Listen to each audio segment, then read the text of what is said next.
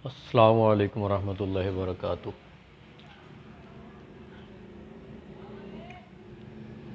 हम पहले काफ़ी सारे मौज़ूआत पे बात कर चुके हैं। आज हम बात कर रहे हैं कि हामला औरत जो होती है ना, हमल के दौरान उसके साथ पेश आने वाले मसाइल और उसकी सेहत। और हम कोशिश कर रहे हैं कि जितने भी हुक्मा हैं उनको इलाज मुआवजा उसूल के तहत बताया जाए और ख़ुसूसी तौर पे अद्वियात से बच के किचन फार्मेसी के अंदर हम अपने आप को डील करें। याद रखें, जो किचन है ना, किचन के अंदर ही सेहत बनती और बिगड़ती है। और ये आप यूँ समझ लें कि ये जो आपका जिस तरह अस्पताल के अंदर एक इमरजेंसी वार्ड होता है, ये आपका इमरजेंसी वार्ड होता है। यहीं से आपने अपने आप को हर लिहाज से डील करना होता है। तो हामला औरत के लिए जो मसाइल आते हैं ना जी, उनके अंदर सबसे पहला मसला ये होता है कि हामला औरत की एचबी कम हो जाती है प्रेगनेंसी के बाद। तो याद रखें, यहाँ बहुत ज़्यादा परेशानी ली जाती है जी कि बहुत ज़्यादा मसला आ गया जी, खून की कमी होगी, ये लगवाओ वो लगवाओ। ऐसा नहीं होता। आप याद रखें कि एक बंदा, उसको भूख लगी हो, वो एक रोटी खाता है हालत सेहत के अंदर, रूटीन के अंदर। लेकिन जब दो बंदे हो जाएं, एक और बंदा हो, वो भी हालत सेहत के अंदर, आम रूटीन के अंदर एक ही रोटी खाता है। लेकिन प्रेगनेंसी के अंदर औरत डबल हो जाती है, उसके अंदर एक और भी जिस्म पल रहा होता है, एक और भी होता है। तो इसलिए खून की कमी का हो जाना कोई बड़ा मसला नहीं है। उसको तवज्जो के साथ ग़िज़ाई एहतियात से डील करना शुरू कर दें कि जैसे एक रोटी थी हालत सेहत के अंदर, उसकी खुराक थी, ज़रूरत थी, वो अब दो में तकसीम हो रही है। इसलिए अमूमी तौर पे 8, 6, 7 तक एचबी पहुंच जाती है, जबकि नॉर्मल 12.2 तक होती है।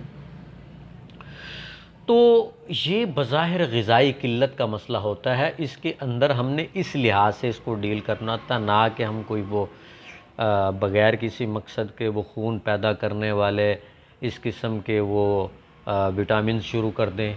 तो उसके नुकसानात बच्चे के ऊपर बहुत ज़्यादा पड़ते हैं। याद रखें कि जब आपके मसल्स के अंदर गदूद जाज़बा का फंक्शन तेज़ होता है, उसके अंदर रुकने से, गदूद के अंदर तस्कीन के बायस रुकने से ही, यानी कि वो बच्चा इब्तदाई 2 से 4 माह के मराहिल में वो परवरिश पाता है, वो रुकता है। चौथे माह जान डाली जाती है। अगर उसी दौरान ही गदूदों को तेज़ कर दिया जाए तो अबॉर्ट होने का ख़दशा होता है। इसीलिए हमल के इब्तदाई महीनों में तबीयत एक तो बहुत ज़्यादा मुतहैयर होती, परेशान होती कि वो एक मैकेनिज़्म चेंज होता है, उबकाई, मतली वगैरह इस किस्म की सूरत पैदा होनी शुरू हो जाती। तो उसमें घबराने की या परेशान होने की ज़रूरत नहीं होती। तो उस दौरान खुश्की की कैफियत बढ़ जाती है। अगर उस खुश्की को बदस्तूर कायम रखा जाए और आयरन लिया जाए, मुस्तकिल आयरन खाते रहें, आप किसी भी शक्ल में लेते रहें, तो उससे आपके मसल सुकड़ जाते हैं और जो आखिर में जाके आपको ऑपरेट करवाना पड़ता है, नॉर्मल डिलीवरी होती नहीं। लिहाजा इस दौरान कभी भी इस किस्म के मुरक्कबात की तरफ रुजू नहीं करना चाहिए। जैसे अमूमी तौर पे शरबत फौलाद लेना शुरू कर दिया, जो खून की कमी होगी, मामलात की तरफ रुजू कर दिया जी, विटामिन लेने शुरू कर दिए, ये नहीं करना चाहिए। दूसरा, इसके साथ जो अमूमी तौर पे मतली और कै की कैफियत होती, इसको आप इमली और आलू बुखारा भगो के कोई 5-5 दाने, साथ में इसके पुदीना, थोड़ी सी सुरख मिर्च और थोड़ी सी चीनी डाल के इसकी चटनी बना के इसके साथ आप इस्तेमाल करेंगे। इससे मतली की कैफियत भी कम होगी, भूख भी बरकरार रहेगी, जो उल्टियाँ शुरू हो जाती, बार बार कै आती रहती, वो भी कंट्रोल हो जाती, घबराहट भी इससे कम हो जाती है। और अगर ये मुस्तकिल कोई 3 माह तक इस्तेमाल की जाए तो ये नेचुरल आयरन है। इसके साथ एक तो कुदरती तौर पे खून की कमी भी पूरी होती रहती है, और अगर अल्लाह चाहे, अल्लाह का हुक्म हो, तो यकीनी तौर पे मेल की तरफ रुझान बढ़ जाता है, जो है ना जी, बेटे की तरफ रुझान बढ़ जाता है, पूरा मैकेनिज़्म चेंज हो जाता है। अल्लाह ताला फजल फरमाता, होता तो उसी के हुक्म से, क्योंकि मर्द का मिजाज खुश्क होता है, औरत का मिजाज गर्म होता है, बच्चे का मिजाज तर होता है। लिहाजा खुश्की के बढ़ने से जिस्म के अंदर अमूमी तौर पे यानी कि बेटे की पैदाइश होती है। और जिन औरतों ने तजुर्बे के अंदर भी आप नोट करें, रमज़ान शरीफ के अंदर अगर वो तीसरा माह शुरू होता है तो वो जिन औरतों ने रोज़े रखे होते हैं उनके यहाँ अमूमन बेटों की पैदाइश होती है। तो इससे आपके जिस्म के अंदर एक तो वो अलकली बढ़ के जो तुरशी की कमी की वजह से मैदे का एसिड कम हो के वो वॉमिट की कैफियत हो रही होती है, ग़िज़ा हज़म नहीं हो रही होती, घबराहट हो रही होती, और उसके साथ साथ खून की कमी हो रही थी। इससे बढ़कर आपको अच्छा इलाज नहीं मिलेगा। अच्छा, उसके साथ दिल की कमज़ोरी के लिए अगर आप चाहें, घबराहट ज़्यादा हो रही है, तो बेहतरीन किस्म की जो घबराहट को रोकने वाली चीज़ है वो मुरब्बा आमला है। और दिल को तक़वियत देने के लिए बेहतरीन किस्म की जो चीज़ है वो मुरब्बा आमला है। और ये जो ग़िज़ा की किल्लत है ना, इसको मद्देनज़र रखना बड़ा ज़रूरी है। इसके लिए अमूमी तौर पे हम क्या करवाते हैं, अच्छी नस्ल का दूध लें, साफ़ सुथरा, गाय का हो, भैंस का हो, वो इस्तेमाल करवाया जाए। सुबह बादाम कोई 21 दाने के करीब भगो के उसको सुबह छील लिया जाए, और किशमिश के तकरीबन 2 चम्मच किसी दूसरे बर्तन में भगो के उसको अच्छी तरह से छील लिया जाए, और सुबह नाश्ते में वो इस्तेमाल किया जाए। और खाने के बाद अमूमी तौर पे जो है ना जी, चाय लाजमी दें, थोड़े सा रोगन बादाम मिला के। इससे क्या होता है कि एक तो खून की कमी दूर होनी शुरू हो जाती है, जिस्म के अंदर ग़िज़ाई किल्लत के बायस जो प्रॉब्लम आ रहे होते हैं, खून की कमी, थकावट, क्योंकि जो किशमिश की वो लेस है ना, जाके जोड़ों के अंदर लुब्रिकेट करके थकावट और दर्द को भी उतारती है, और दूसरी तरफ से खून की कमी को डील करती है। अगर तो बहुत ज़्यादा खून की कमी हो चुकी हो तो आप जो जामन की ताज़ा कोंपले हैं ना जो निकल रहे हों, उसको निकाल के लाजमी इस्तेमाल करें। उससे होता क्या कि रैपिडली इम्प्रूव होती कि सुबह खाली पेट अगर आप 2 चम्मच उसको इस्तेमाल करेंगे ना चबा के, तो बड़ी तेज़ी से, बेशक थैलीसीमिया पेशेंट है, ब्लड कैंसर का पेशेंट है, नॉर्मली आप उसको, या आम रूटीन के अंदर वो लोग जिनको खून की कमी होनी शुरू हो जाती है, वो लाजमी इसको तजुर्बे में लाएँ, इंशाल्लाह फ़ायदा होगा। अच्छा, उसके साथ क्या है, आम का शेक इस्तेमाल करवाएं। लेकिन यहाँ जो हम आम का शेक इस्तेमाल करवाते हैं वो डिफरेंट होता है। ये उन लोगों के लिए है जिनको खून की कमी हो। आम, नीम गर्म दूध हो, पहले बादाम भगो के आप रख दें, कोई 10-11 बादाम भगो के रख दें, उनको छील लें। नीम गर्म दूध के अंदर आप थोड़ा सा वो ये अपना हस्बे मंशा आम डालें, और आम का वो जो गूदा डालने के बाद ये बादाम डाल के उसको शेक करें, और ये आप पिलाएं। इससे बड़ी तेज़ी से एक तो जो जिस्म के अंदर कमज़ोरी आ रही होती है वो भी डील होनी शुरू हो जाती है, और साथ ही जो है ना खून की कमी वो पूरी होनी शुरू हो जाती है। खुबानी जो है, खुबानी लेके नीम गर्म दूध के अंदर उसके बादाम समेत जो उसके अंदर से निकलता है उसको डाल के उसको शेक करके दिया जाए, बड़ी तेज़ी से खून पैदा होता है। और इसी तरह जो चीकू का मिल्क शेक बना के अगर दिया जाए, लेकिन नीम गर्म दूध के अंदर, मेरे नज़दीक जो शेक का उसूल है वो किसी भी गर्म चीज़ से अगर फ़ायदा लेना है तो उसके अंदर गर्म चीज़ डाल के, ना कि एक चीज़ को आपने पकड़ा, लोहे को भट्टी के अंदर डाला, गर्म हुआ, साथ में ठंडे पानी के अंदर डाल दे, ना उसके गर्म करने का फ़ायदा, ना उसके वो ठंडे करने का फ़ायदा। असरात न्यूट्रल हो जाते हैं, जिस्म सर्द गर्म होने से सेंसर आउट होने शुरू हो जाते हैं, कभी सर्दी घड़ी ज़्यादा लगी, कभी गर्मी। इसीलिए किसी भी गर्म चीज़ का फ़ायदा लेना, जैसे आम है, हम रूटीन के अंदर जिन लोगों के आंतों के, खुश्की के, गर्मी के मसाइल आ रहे तो ख़ुसूसन स्प्लेन के, मसल्स के, और उसके साथ लीवर के, किडनी के मसाइल आ रहे होते हैं, प्रोस्टेट के मसाइल आ रहे होते हैं, और उसके साथ साथ उनके गदूद बड़े होते हैं, या यूट्रस के प्रॉब्लम आ रहे होते हैं जिसमें पिकॉस है या पानी की थैलियाँ हैं, तो उसके अंदर हम क्या करवाते हैं कि आम खिला के साथ में कोई 10-12 बादाम भगो के वो छील के वो खिलाते हैं, ऊपर से बादाम उसका आम खिलाते हैं, या आम के साथ जो है वो थोड़ा सा बादाम भगो के छील के उसको काट के उसके ऊपर थोड़ा सा मक्खन डाल देते हैं, उसके साथ रोटी लगवा के इस्तेमाल करवाते हैं। सौंफ, छोटी इलायची दूध के अंदर डाल के इसका ऊपर से वो कावा देते हैं, सौंफ छोटी इलायची वाला दूध दे देते हैं, या फिर गरम चाय देते हैं आम खिलाने के बाद। बड़ी तेज़ी से एक तो कब्ज़ टूटनी शुरू हो जाती है, जो दायमी मुस्तकिल मरीज़ होते हैं ना कब्ज़ के, उनकी कब्ज़ टूटनी इसी से शुरू हो जाती है। और इसी तरह बादाम से उनके जिस्म के अंदर जो है फास्फोर्स के बढ़ने से इंटेलेक्चुअल लेवल बहाल होता है, बिनाई तेज़ होती है, और ख़ुसूसी तौर पे उसका टेस्टोस्टेरोन लेवल बढ़ता है, गोनेड्स ग्लैंड के अंदर उसका जो एस्ट्रोजन या प्रोजेस्टेरॉन लेवल है वो भी बढ़ जाता है। तो जो बैजे जो अंडे होते हैं उनके अंदर कोई कमी रह जाए, या स्पर्म के अंदर कोई वीकनेस आ रही है, या सीमन की प्रोडक्शन के अंदर कमी आ रही, इस पूरे फार्मूले से बढ़ जाती है। और अमूमी तौर पे बेऔलादी के जितने भी मसाइल आ रहे होते हैं ना, ख़ुसूसन जिसके अंदर पसल हो और उसके साथ साथ आरबीसी वगैरह एपिथेलियल सेल के प्रॉब्लम आ रहे होते हैं, तो वो ठीक होना शुरू हो जाते हैं। इसी तरह जो आम है उसके ऊपर लस्सी जो हम इस्तेमाल करते हैं ना, वो तो इस सूरत में इस्तेमाल करते हैं कि कोई आपने कुछ 4-5 किलो खा लिया, कुछ ज़्यादा ही गर्मी कर गया, तो उसकी उस हिद्दत को तोड़ने के लिए वक्ती तौर पे हम लस्सी लेके उसके उस इजाफी हिद्दत को कंट्रोल कर रहे होते हैं। वरना आम रूटीन के अंदर ये उसूल होता है कि आप किसी भी गर्म चीज़ है तो उसकी गर्मी से ही फ़ायदा लें, कोई सर्द चीज़ है तो उसकी सर्दी से ही फ़ायदा लें। अगर कोई जहर है ना जो उसको अक्सीर और त्रियाग बनाना है, तो उसके जहर की उस क्वालिटी से फ़ायदा उठाएं, लेकिन एक स्पेसिफिक डोज के अंदर रखते हुए। तो इसी तरह अगर ये इस तरह के मामलात आ रहे हैं तो उसको हमने किस अंदाज से डील करना होता है, ग़िज़ाई मामलात के अंदर।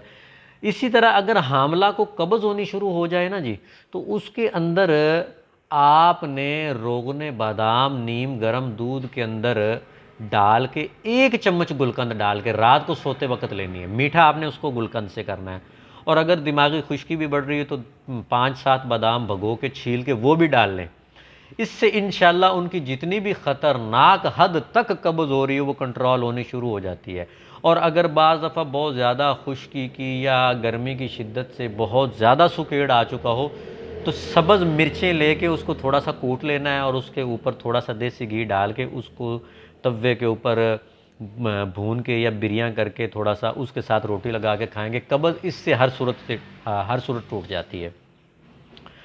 और इसी तरह अगर हामला औरत के जिस्मानी दर्दें शुरू हो जाएं, उसके जिस्म के अंदर शदीद किस्म की दर्दें होनी शुरू हो जाएं, तो 1 कप गर्म दूध उसके अंदर 1 इंच अदरक डाल के उबालें। उबालने के बाद उसको आप उतारें। उतारने के बाद 1 से 2 चम्मच रोगने बादाम डाल के सुबह शाम देंगे, इंशाल्लाह उसकी दर्दें रुकनी शुरू हो जाएंगी। और इसी तरह जो हामला है उसका अगर ब्लड प्रेशर बढ़ना शुरू हो जाए, प्रेगनेंसी के दौरान अमूमन ब्लड प्रेशर बढ़ना शुरू हो जाता है, जब वो पेडू के ऊपर प्रेशर पड़ता है तो बहुत ज़्यादा ऐसा होता है कि वो गदूद जो है सुकड़ने से ब्लड प्रेशर शूट होना शुरू हो जाता है। उस वक़्त 15 से 20 दाने सौंफ और 2 छोटी इलायची, इसका आपने कहवा बना के सुबह दोपहर शाम या ज़रूरत के मुताबिक ये आपने इस्तेमाल करवाना है। इंशाल्लाह ब्लड प्रेशर जो हो चुका होता है, बढ़ रहा होता है, वो कंट्रोल होना शुरू हो जाता है। इसी तरह अगर हामला औरत को उस दौरान कोई इस किस्म की ग़िज़ा खाने से, या वो पहले ही यूरिक एसिड के मसाइल में घिरी होती है, तो अजवाइन 1 चुटकी, पुदीना जो है वो ताज़ा हो तो 10 पत्ते, नहीं तो वो 1-2 चुटकी खुश्क हो तो, सौंफ के 15 दाने, छोटी इलायची 2 अदद, इसका कहवा बना के सुबह दोपहर शाम दे। इंशाल्लाह यूरिक एसिड बड़ी तेज़ी से कंट्रोल होगा, बल्कि मुस्तकिल ही ठीक हो जाता है। आम रूटीन के अंदर भी अगर आप इस्तेमाल करवाएं ना, इंशाल्लाह बड़ी तेज़ी से कंट्रोल होता है। इसी तरह अगर हामला को प्रेगनेंसी के दौरान शुगर के अवारजात जो आर्जी तौर पे लाहक होते, परेशान होने की ज़रूरत नहीं होती। कि जब आप कहीं से भी गुजरते हैं ना, अगर रेत किसी जगह पे पड़ी हो ना, तो रेत के ऊपर से अगर कोई गाड़ी गुजरेगी, बाइक गुजरेगी, वो स्लिप हो जाती है। तो बाज़ दफ़ा ऐसा होता है कि प्रॉपर जो है इंसुलिन पास नहीं हो रही थी, या बाज़ दफ़ा वो फैटी लीवर की पेशेंट होती हैं, या उनको कोई कोलेस्ट्रॉल वगैरह के इशू आ रहे होते हैं, तो उस दौरान वो इंसुलिन पास नहीं हो रही होती, जिसकी वजह से ये मामला आने शुरू हो जाते हैं। तो उस दौरान तज और खुलंजा, ये 1-1 इंच का जो है ना, आपने उबाल के बहुत कम मिकदार में आपने इसका कहवा 3 टाइम इस्तेमाल करें। इंशाल्लाह फ़ौरी तौर पे जो शुगर है वो भी कंट्रोल होनी शुरू हो जाती और कोलेस्ट्रॉल भी काबू आना शुरू हो जाता है। और अगर इस दौरान हामला औरत का अगर जो कोलेस्ट्रॉल लेवल बढ़ जाए, तो लहसुन 1 तुरी ले लें, उसको आप थोड़ा सा काट लें। पुदीना जो है वो 2 से 3 पत्ते ले लें। अदरक 1 इंच, और उसके साथ ज़ीरा और सौंफ, ये 1-1 चुटकी, इसका आपने कहवा बना के सुबह दोपहर शाम इस्तेमाल करवाना है। इंशाल्लाह इससे उसका अगर वो कोई ज़्यादा मसला बन रहा हो कोलेस्ट्रॉल का, वो भी इसी से ठीक होना शुरू हो जाता है। अच्छा, बाज़ दफ़ा ऐसे मसाइल आ जाते हैं कि बच्चा जो है ना वो अंदर रुक नहीं रहा होता, अबॉर्ट की कैफ़ियत पैदा होनी शुरू हो जाती है। याद रखें कि जो गदूद होते हैं ना, इब्तदाई मराहिल के अंदर अगर उनके अंदर तस्कीन की सूरत रहेगी तो बच्चा जो है ना वो हमल कायम रह सकता है। अगर गदूद के अंदर तहरीक की शिद्दत बढ़ जाए तो अबॉर्ट हो जाता है अमूमी तौर पे। तो यहाँ पे हमने क्या करना होता है, तो गदूद के अंदर हमने तस्कीनी सूरत को रखने के लिए हमने इब्तदाई मराहिल के अंदर इमली, आलू बुखारा और इसी तरह दही, लस्सी, इन चीज़ों का इस्तेमाल करना होता है ताकि गदूद के अंदर तस्कीन रहे और मसल्स के अंदर तहरीक रहे, जिसकी वजह से बच्चा ठीक रहे। और अगर फिर भी अबॉर्ट का ख़दशा बढ़ जाए तो मरवरीद का इस्तेमाल किया जाए और धमासा जो है धमासे कारक इस्तेमाल किया जाए, या ये जो इमली, आलू बुखारा, पुदीना और ये जो इसकी चटनी है ये बहुत बड़ा काम करती है, अबॉर्ट्स होने से बचाती है। बाकी तो अल्लाह का निज़ाम होता है, लेकिन एहतियाती तदाबीर के अंदर इसका बहुत ज़रूरी इस्तेमाल होता है। अगर बच्चे की हरकत कम होनी शुरू हो जाए हरारत की कमी से और लग रहा हो कि अंदर बच्चे की हरकत ख़त्म हो रही है और डॉक्टर बाज़ दफ़ा बोल देते हैं कि बच्चा जो है वो मुर्दा हो रहा है या मुर्दा हो चुका है, तो उस दौरान 5 से 7 रेशे ज़ाफ़रान के, क्योंकि याद रखें कि जहाँ हरारत और ऑक्सीजन होती है वही ज़िंदगी है, और हरारत नहीं है बंदा ख़त्म, ऑक्सीजन नहीं तो बंदा ख़त्म। मौत के वक्त भी हम देख रहे होते हैं ना, अमूमी तौर पे ऑक्सीजन लगा के वो उसको रवां कर रहे होते हैं। आपके जिस्म के अंदर हरारत को प्रोड्यूस करना, उसको लॉन्च करना और ऑक्सीजन को बढ़ाना, ये काम ज़ाफ़रान का। और दुनिया के अंदर बेहतरीन वाहिद ऐसी चीज़ है जो बहुत ज़्यादा मल्टीविटामिन है, सारे एलिमेंट मौजूद हैं इसके अंदर। तो हाँ, ये जो हामला औरत के अंदर अगर इस तरह के ख़दशात बढ़ रहे हैं ना कि बच्चा उसका बिल्कुल फारिग हो रहा और उसकी हरकत ख़त्म हो रही, उसके बज़ाहिर गदूद की ऑक्सीजन कम हो रही होती है, तो उसकी ऑक्सीजन को लॉन्च करके उसके अंदर हरारत को बढ़ाने के लिए ज़ाफ़रान का आप कावा इस्तेमाल करवाएं। इंशाल्लाह इससे बहुत सारे आपको जो है ना फ़वाइद मिलना शुरू हो जाते हैं और 3 से 4 खुराकों के बाद बच्चे की हरकत शुरू हो जाती है। और इसके इलाज के अंदर अगर थोड़ा सा गौर करें कि बाज़ दफ़ा ऐसा होता है कि बच्चों के गुर्दे सिकुड़ने शुरू हो जाते हैं, दिमाग में पानी पड़ जाता है, मेंटल जो है लेवल आना शुरू हो जाता है कि डॉक्टर कहते हैं ये बच्चा पागल होगा या इसके अंदर वो मैच्योरिटी नहीं। याद रखें कि ये वो औरतें होती हैं जिनके मर्द को सोजाक होता है, गनोरिया, और औरतों को अमूमन अठरा की कैफियत होती है, और उस दौरान अगर इस किस्म का हमल हो ना, बच्चे पागल पैदा होते हैं, अंधे पैदा होते हैं, अजीबुल खलकत पैदा होते हैं। उस दौरान उसका इलाज बड़ा ज़रूरी है। तो ऐसे बच्चों की जो ख़राबियां हैं उसको मद्देनज़र रखना बड़ा ज़रूरी थी। और अगर हमल के दौरान उसके गुर्दे सिकुड़ जाएँ, गुर्दे फेल हों, दिमाग के अंदर पानी की कैफियत हो, अजीबुल खलकत की जो सूरत हाल नज़र आ रहा हो, अम्मलतास की 2 टिक्की या 1 टिक्की जो है ना वो ले लें अम्मलतास की। उसके साथ आपने क्या लेना है, सौंफ 15 दाने और छोटी इलायची 1 अदद, इसका कावा बना के आपने सुबह दोपहर शाम या सुबह शाम देना है। 4 से 5 दिनों के बाद जिनके गुर्दों का रेट कम हो चुका होता है, मेरे तजुर्बे के अंदर उनके गुर्दे बच्चों के काम करना शुरू कर देते हैं, और कुछ ही अरसे के बाद उनके पानी के ऐसा मसाइल और उसके अंदर जो अठरा की कैफियत से वो बच्चों के मरने की कैफियत ये ठीक होनी शुरू हो जाती है। तो इस चीज़ का इस्तेमाल जहन के अंदर आपके होना चाहिए। और अबॉर्ट से बचाने के लिए जो मुहाफ़िज़े हमल चीज़ें उनके अंदर ऊद गर्की है और दरंज अकर भी है, इसका कावा दें जिन औरतों का बच्चा अबॉर्ट होने का बहुत ज़्यादा ख़दशा हो। तो ये चीज़ें मुहाफ़िज़े हमल के तौर पे इस्तेमाल की जाती हैं जो अमूमी तौर पे हम इस्तेमाल करवाते हैं। तो ये एक ऐसा सिस्टम है, मैं ये समझता हूँ कि जब प्रेगनेंसी का मरहला आता है, प्रेगनेंसी के दौरान अगर आप कोई मेडिसिन खा रहे हैं तो मेडिसन बच्चे की बॉडी जो है उसके अंदर जाएगी तो वो जेनेटिकल प्रॉब्लम क्रिएट करेगी, वो बच्चे कमज़ोर होंगे, सारी ज़िंदगी वो बीमारियों के अंदर मुब्तला रहेंगे। तो उनको इस मसले से बचाने के लिए आपको ये इक़दामात करने होंगे। तो जितना तक हो सके ग़िज़ा के अंदर रहें, पतली शोरबादार ग़िज़ाएँ इस्तेमाल करवाएँ। बकरे का जो गोश्त है वो उसके अंदर कद्दू, तोरी, टिंडे, शलजम, पेठा, गाजर, मूली ऐसी सब्ज़ियाँ मिला के वो इस्तेमाल करवाएं। इब्तदाई मराहल के अंदर चने, काले चनों का शोरबा इस्तेमाल करवाएं, बादाम, किशमिश ये इस्तेमाल करवाएं। हमल का पहले 4 माह के अंदर आप उनकी तहरीक कोशिश करें कि खुश्की वाली या उजलाती या मस्कुलर टिश्यूज़ वाली रखें या एनिमल फोर्स के अंदर रखें ताकि उसके मसल्स मजबूत हों, बच्चा मजबूत हो। फिर उसके बाद 4 माह के बाद फिर उसके अंदर जान डाली जाती है। जान डलती है तो उसके अंदर हरारत आती है, ऑक्सीजन आती है।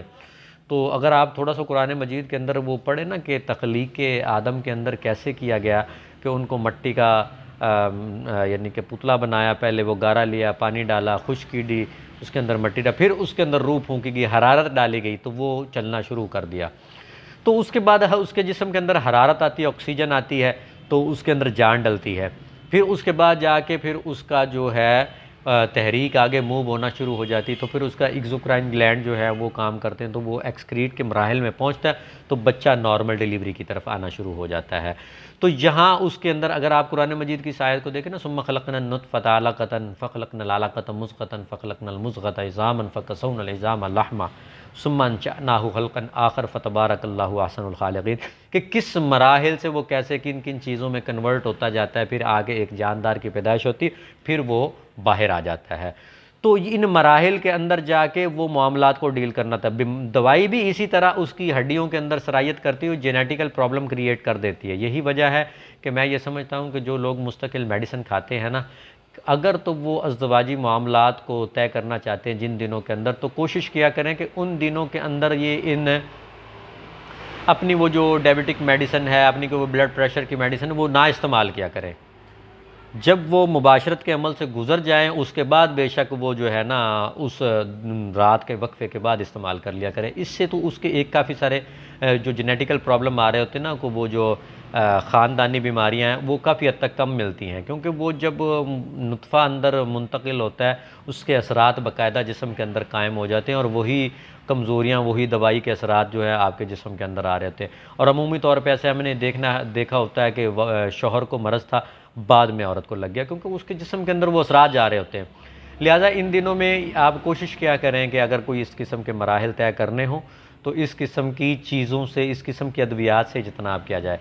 और ख़ुसूसन जब औरत हामला हो तो उसको ख़ुसूसी तौर पे इलाज बिलग़िज़ा के अंदर रखा जाए, ना कि उनको दवा के अंदर ले के जाया जाए। तो ये सारे मामलात को समझने के बाद अगर फिर भी कोई ऐसी कैफियत पैदा हो रही हो तो अपने मुआलिज से लाजमी तौर पे रुजू करें, ताकि आपके साथ आने वाले मसाइल को बाकायदा डील किया जा सके। इसी तरह जब खुश्की बढ़ती है, खुश्की के बढ़ने के बाद जब आप मुस्तकिल आयरन या इस किस्म की खुश्क चीज़ें लेते रहेंगे ना पहले 4 माह के बाद भी, तो यकीनन आपके गदूद के अंदर स्फेड़ आ जाता है, जिसकी वजह से आपको ऑपरेट करवाना ही पड़ता है। लिहाजा उस मरहले से बचने के लिए आखिर में ले जा के जिन औरतों के पहले भी ऑपरेट से बच्चे पैदा हो रहे हों और वो भी नॉर्मल डिलीवरी की तरफ मूव होना चाह रहे हों, तो उनको चाहिए कि आप अमलतास 2 टिक्की, ये 4 माह के मरहले के बाद अमलतास की 1 से 2 टिक्की, और उसके साथ ही बरग बांसा, ये एक जो है ना तकरीबन इंच के बराबर इसका कावा सुबह शाम आप इस्तेमाल करना शुरू करें, इंशाल्लाह नॉर्मल डिलीवरी हो जाती है। और बाज़ दफ़ा ऐसा होता है कि बहुत ज़्यादा रहम का मुंह सुकड़ जाता है, अगर तो शदीद हरारत की कमी हो तो ज़ाफ़रान 1 माशा का कावा दें, इंशाल्लाह जैसे हरारत पूरी होती है नॉर्मल डिलीवरी हो जाती है। दूसरी सूरत यह है कि गदूद के अंदर बाज़ दफ़ा सुकेड़ आ जाता है, तो उस वजह से अगर आप देखें कि बरग बांसा 3-3 माशे का कावा बना के थोड़े थोड़े वक्फे से देते रहें, इंशाल्लाह नॉर्मल डिलीवरी हो जाती है। ये मैंने 2-3 जगह पे अपनी तरफ से अप्लाई भी किया, इंशाल्लाह मुझे बड़ा अच्छा रिज़ल्ट आया। तो ये सारे मामलात हैं, इनको मद्देनज़र रखा जाए और एक सेहतमंद बच्चे की पैदाइश के लिए ये सारे मामलात को तय किया जाए। और दूसरी बात ये है कि याद रखें, जो लोग समझते हैं ना कि उनके बच्चे जो हैं वो सेहतमंद पैदा हों, उनको चाहिए कि अपने जिस्म के अंदर अपने जिस्म की तमाम ग़िज़ाई कमी को पूरा भी किया जाए, और साथ में ये मैं एक छोटा सा आपको बता रहा हूँ, ये अमल लाजमी कीजिएगा कि हमल के बाद एक रेशा ज़ाफ़रान का, यानी एक बाल ज़ाफ़रान का रात सोते वक्त नीम गर्म दूध से आप पीना शुरू कर दें।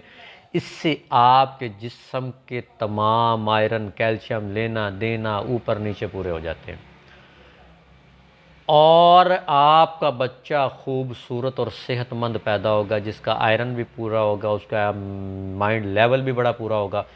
और जब आपके आखिरी अय्याम शुरू हों, जैसे 4 माह के बाद 5वां माह शुरू हो, तो मरवरीद जो है, मरवरीद का एक आधा चावल रात सोते वक्त 21 दिन लाजमी इस्तेमाल करने, बच्चों का कैल्शियम पूरा हो जाता है, हड्डियाँ मजबूत हो जाती हैं, और ये ऐसा बेहतरीन फार्मूला, बच्चों की रंगत साफ़ होती है, बहुत खूबसूरत किस्म के बच्चे पैदा होते हैं, उनकी शक्लें, उनके जिस्म के मामलात। बाकी ये निज़ाम तो अल्लाह ताला का होता है, लेकिन ये मैं आपको ऐसी चीज़ बता रहा हूँ कि बच्चे की हरारत और बच्चे की रतूबत पूरी हो जाती है इस नुस्खे से, और कुव्वत पूरी हो जाती है। हम नब्ज़ के अंदर ये तीन चीज़ें देखते हैं, कुव्वत, हरारत और रतूबत। नब्ज़ के अंदर ये तमाम मामलात ऐसे हैं कि जो बंदा इस फ़लसफ़े को जान गया वो बहुत बड़ी हिकमत जान गया। बच्चे की ये पूरी हो जाती है, और वो बच्चे ज़हनी तौर पे बहुत एक्टिव होते हैं, इतने तेज़ होते हैं कि आप सोच भी नहीं सकते, और जल्द उनको बीमारियां हमला नहीं करती। ये मामलात जो होते हैं वो करवाया करें आप उसको। और ये मेरी तमाम बातें जो है ना, ये हुक्मा हज़रात के लिए हैं। बाकी जो कोई मरीज़ हो तो वो ज़ाती तौर पे अपने करीबी मुआलिज से मिल के अपना इलाज लाजमी करवाए। तो आखिरी अय्याम शुरू से ले के आखिर तक जो सारे मामलात हैं मैंने बता दिए हैं, और यकीनन अगर आप इस पे अमल करेंगे अल्लाह ताला की मदद और नुसरत आपके साथ होगी इंशाअल्लाह। काफ़ी सारे मराहिल से आप कामयाब होकर निकलेंगे। आप जो है इन नसीहतों पे अमल करें, मखलूक खुदा के लिए मशअलें जलाएं। अल्लाह को अपनी मखलूक बड़ी प्यारी है, और इंशाअल्लाह आपका भी फ़ायदा होगा। वस्सलाम। हकीम हारून समरू।